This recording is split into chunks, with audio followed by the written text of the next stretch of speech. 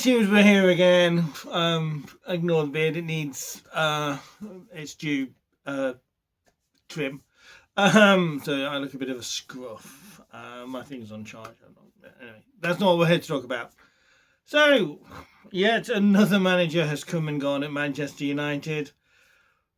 What on earth really is going on? I mean, how bad does it have to be? I mean, really, in the grand scheme of things, they've had two managers that I believe personally that they shouldn't have hired and should have had more time. They've had three managers that should never have been hired in the first place.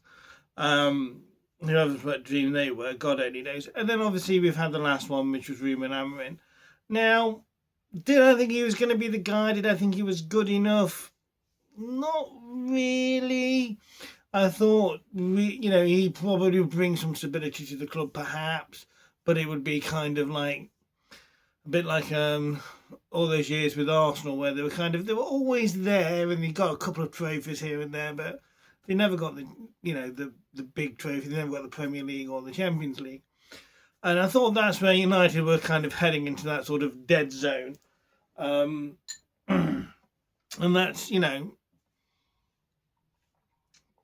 well, what it was going to be a case of. Now, obviously, I mean, they're sixth in the table. Results have been up and down.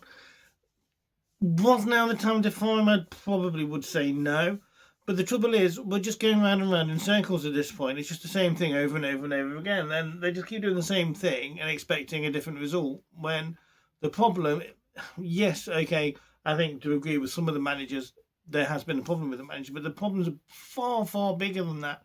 And anyone with half a brain can see the troubles at Manchester United, and they're not going to change until either the club has new owners or they bring somebody in that is nothing to do with anybody that is in the top hierarchy of the club right now and say, right, we are giving this to you. You are in charge. You are the guy that's going to call all the shots. Sort it out. And for me personally, I think it's glaringly obvious where a lot of the issues are. There are issues on the pitch. There are issues with staff. There are issues with there's so many now, and they're just getting worse because they're just doing the same thing over and over and over and over again. It's crazy, and you do have to ask yourself, when is this going to stop? And at the moment, I just don't see. I think. I've already seen a few of the names that have been floating around for not for the caretaker manager, but for the permanent manager, and you're just like, no, what is that? That person, yes, they've done a stint at a different Premier League club. They've been average. They've been all right. They've not been terrible. That's not good enough for United. Then there's some managers, and I think the thing they seem to struggle with as well is just because a manager happens to be good in a foreign league, it doesn't mean they are going to be good in the Premier League. The Premier League is the most difficult league in the world.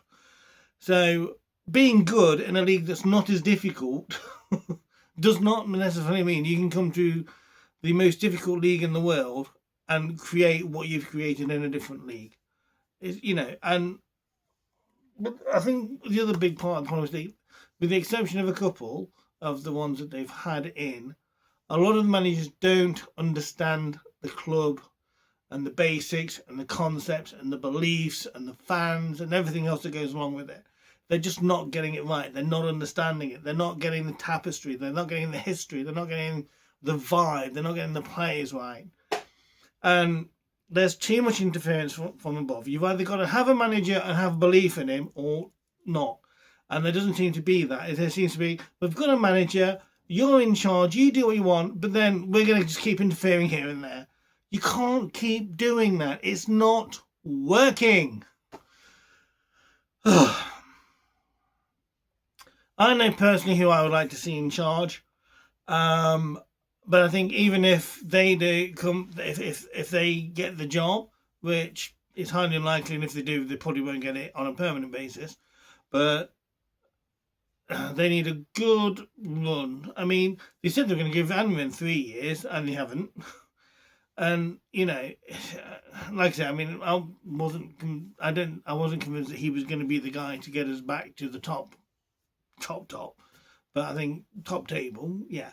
But it's just disaster after disaster after disaster, and time and time again, I've said they're getting it wrong.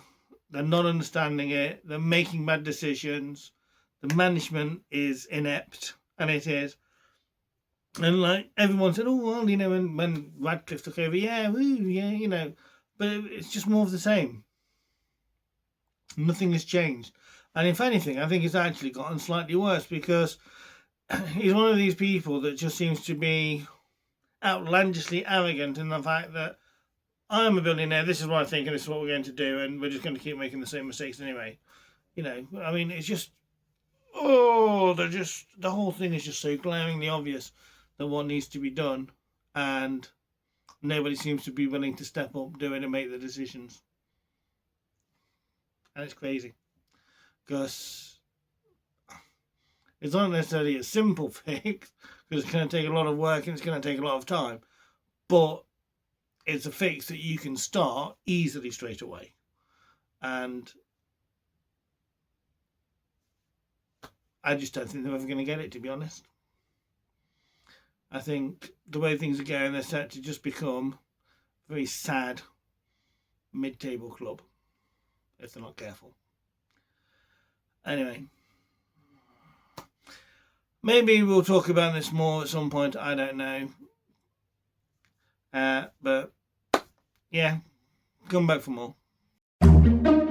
Jet plane headed up to the sky, spread wings and the clouds getting